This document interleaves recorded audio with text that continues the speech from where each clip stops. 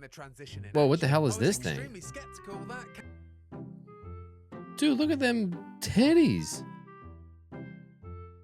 Yo, what's up, guys? It's been a while since I've done any kind of reaction content, and I understand that there is a new Resident Evil Requiem like showcase or something like that, some kind of embargo where journalists and certain content creators were given access to play like a brief demo of the game.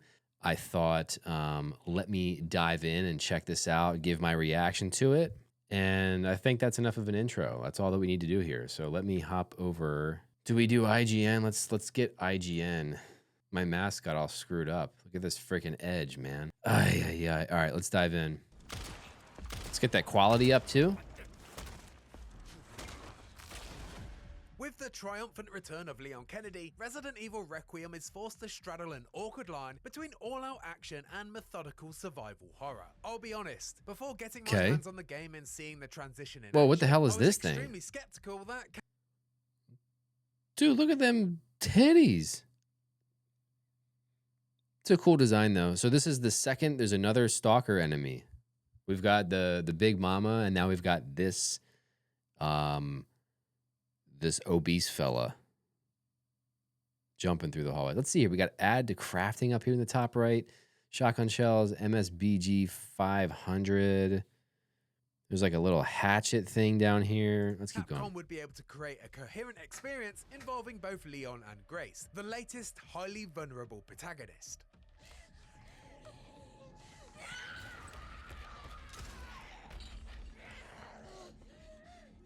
Hey, over here. The switching between their polar opposite styles sounds jarring, which is almost never a good thing. And although it's been a while, it's not like we haven't been burned by Capcom's desire to push the series towards... Oh, so that thing just gets killed. Okay, spoiler alert. Jesus. This is one of the concerns I have with this game, though, is that we've been told that between Leon and Grace, the play styles are supposed to intentionally feel very different, where you have sort of like the action horror from Resident Evil 4 that's kind of representing Leon's side of the game, and then you have Grace, which is more in line with like what we saw in RE7, I'm guessing. And I'm not saying I doubt Capcom's ability to pull that off, but I get a little concerned when a game is trying to do two things at once. It's like, oh, we can kind of be like a hardcore horror game like Resident Evil 7 is for the most part, or we can be more of this like action oriented horror game, which probably appeals to a wider audience, so you're going to get better sales. And rather than like pick one, they're kind of riding the fence, and they're trying to please both camps, where you have, you know, RE fans who are really into hardcore like horror stuff. They want it to be punishing and limited resources and terrifying, claustrophobic, atmospheric environments, which is what Grace's gameplay has looked like thus far. And then they're also trying to please the other half, which is the more like, we're just here to be Leon. We want to hear his cool one-liners and blow shit up. Let's keep going. Action before. But I'm pleased to share that, from my all too brief 3 hours of hands-on time with Resident Evil Requiem, not only does this design really it's a big-ass gun, but there's also a lot more going on than just a merging of Resident Evil's greatest hits. Oh, what was that thing?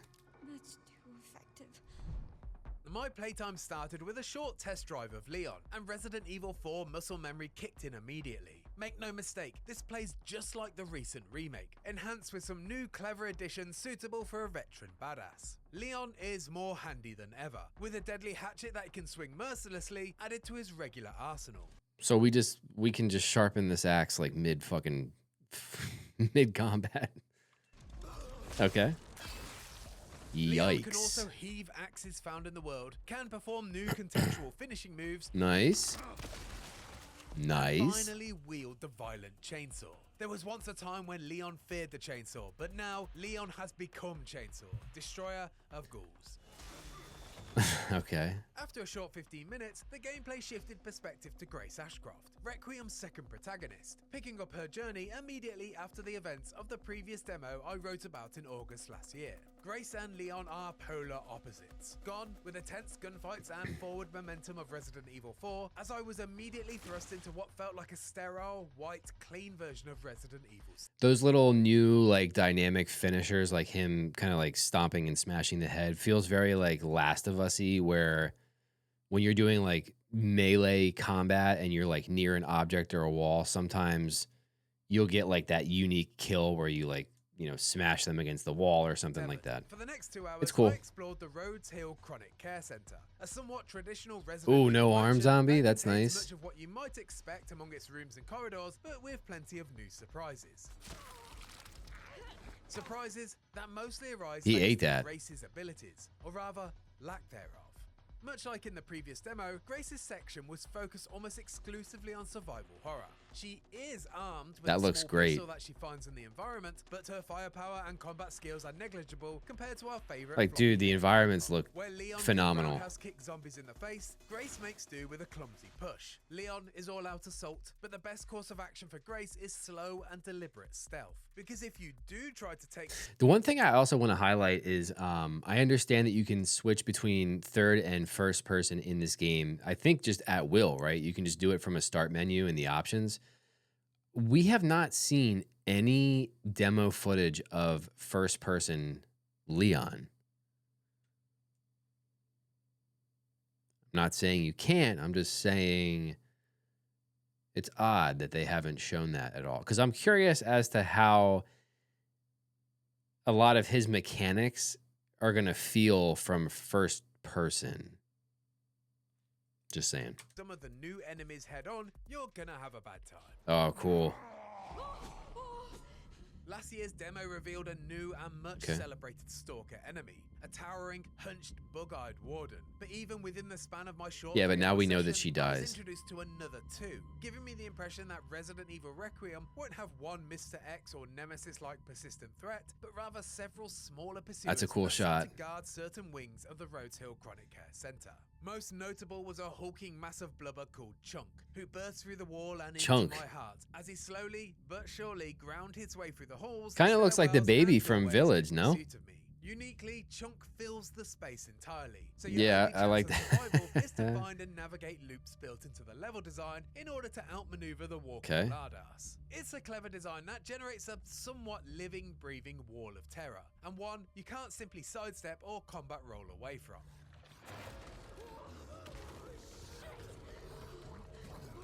Much like the Stalker I escaped last year, Chunk is cleverly implemented into the context of traditional safe rooms. Where the room's bright light caused the previous Stalker pain, Chunk simply can't physically squeeze his sheer mass through the door, Okay. making sure that there's a logical in-world justification for a room of respite. As well as Chunk, I also ran into a 7-foot-tall hulking unit masquerading as a chef, who, until he noticed me, was completely focused on his chopping chores. This soon-to-be Stalker wasn't yet in searching mode. Rather, he was fulfilling, I assume, his pre-infection duties. And this kind of behavior isn't unique to the chef. It turns out in Resident Evil Requiem, the traditional zombie fodder is just as much a star of the show. You see, zombies not only talk now, but also have their own personalities. The undead are no longer unfortunate generic lost souls, but rather husks that retain a smidge of living personalities. taking up Interesting. in the space that they once occupied. There's the lounge singing shriek. I do. Oh, that's a tough frame. Let's take a look at these guys. No, I wanted to say that I do like the fact that A, they're bringing back zombies, but they continue to find different ways to put a little bit of a spin on it. It's like, I think the people at Capcom almost have this like guilt of just being like, just use the zombies again. You know what I mean? I feel like we saw it in like RE5, obviously RE4. You know, they wanted to find this middle ground between a normal human who's trying to kill you and someone who's got something going on, but a lot of the behavior feels human.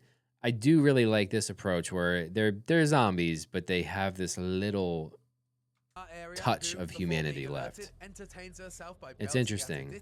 This is awesome. This little set piece room right here is so they should not have spoiled this, but I get why. Oh, that's so cool. Unsurprisingly, wielded as a weapon when they get aggroed. Some zombies hate loud noises and will repeatedly yell at you if you even so much as smash a vase. And then there's the one that loves nothing more than turning lights on and off until you rudely interrupt him.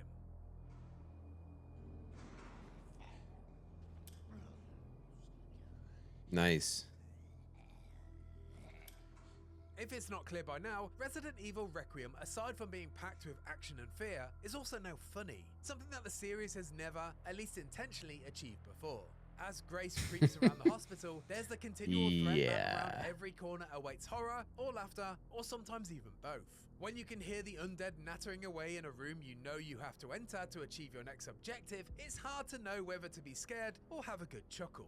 On paper, this sounds like it could be awful. I'm aware of that. But honestly, it's so good. I laughed so hard when I caught one particular dopey zombie red-handed, both literally and figuratively, lifting a large and importantly red canister to throw my way. I'm sure you can imagine what happens next. The zombie fodder isn't just around to entertain and quickly be disposed of though. As Grace, the undead are a significant threat, always moving a little faster than you anticipate. Their fallen corpses also pose a significant conundrum, as they have the ability to Crimson Head? blister heads, a reinvention of Resident Evil Remake's Crimson Heads for a new generation, that reanimate with a bulbous cranium and become significantly tougher to take down. I like that. Fortunately, Grace has a new tool at her disposal. A hemolytic injector that weaponizes the buckets of blood lying around the place. Seriously, it's everywhere.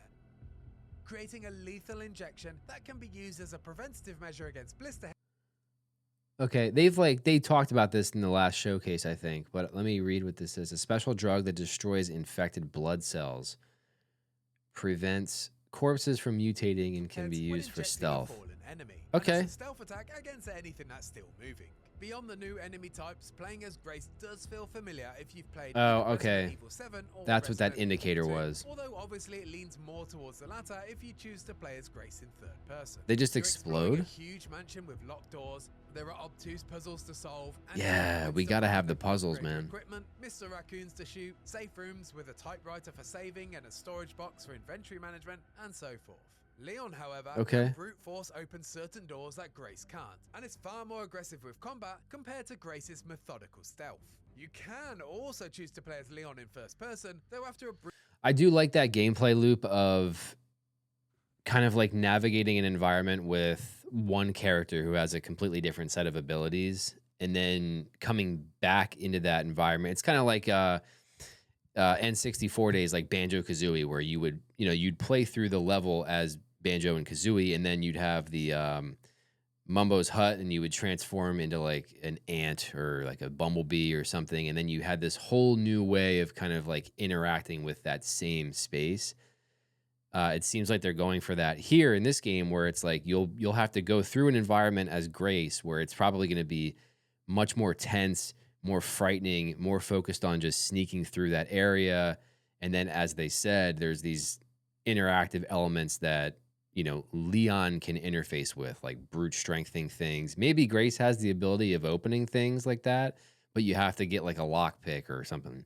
I don't know. Cool. I like that mechanic though. That's nice. Brief dabble, it felt very unnatural to do so. I can't help but think Capcom built the game with Leon in third person and Grace in first person in mind, but it's hard to complain about more choice, despite knowing... That's what I was saying before, yeah. It seems like Leon is very, very third person centric. The development team surely had a preference. My demo ended with a second, all too short stint as Leon, which allowed me to revisit sections of the care center I'd previously experienced with Grace. Interestingly, this section demonstrated perhaps my favorite element of this hybrid experience. Leon is also exposed to some of the tougher combat encounters that I'd suffered through as Grace, although the perspective, much like my viewpoint of choice, is very different. When I met Chunk as Grace, I immediately retreated and was forced into a game of cat and mouse. The threat is intimidating and encourages you to tread lightly. As Leon, however, emboldened by my newly acquired shotgun, I felt instantly trigger happy, unloading shells right up into Chunk's face and launching hatchet attacks on his head as part of a fight that felt somewhat reminiscent of the El Gigante encounters in Resident Evil 4. To Right. Grace, Yeah. Chunk and his fellow creeps are stalkers. To Leon, they're targets. This ethos was reaffirmed when taking on a wave of blister heads with Leon at the end of my playtime. With Grace, I waited patiently for a stealth attack opportunity. Which is, again, like, that's going to be really cool because you're going to get that power dynamic payoff. It's kind of like, you know, playing through a Dark Souls game and going back to like the earlier parts of the game after you've finished a lot of the game. So you go back and you're just one-shotting everything, and there's this feel-good moment of, like, you know, being in control, having the power. So I like that. Leon, I was hurling hand grenades and throwing axes for fun. This year is the 30th anniversary of the Resident Evil series, so it feels like no coincidence that 2026's Resident Evil Requiem is combining the best ideas of the saga into what appears to be a fantastically constructed tribute to everything that makes the series so great. Do you like tense survival horror? It's here. Want to go all guns blazing with intense action and a quip-obsessed hero? You get to do that too. Do you prefer playing Resident Evil games in first or third person? Doesn't matter, you can do either. All of these choices, along with my fears of a jarring play experience being mostly squashed, make it easy to believe that Capcom's bold move to have its cake and eat it is going to pay off in a big way.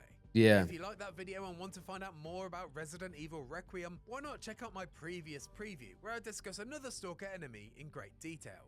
And Okay.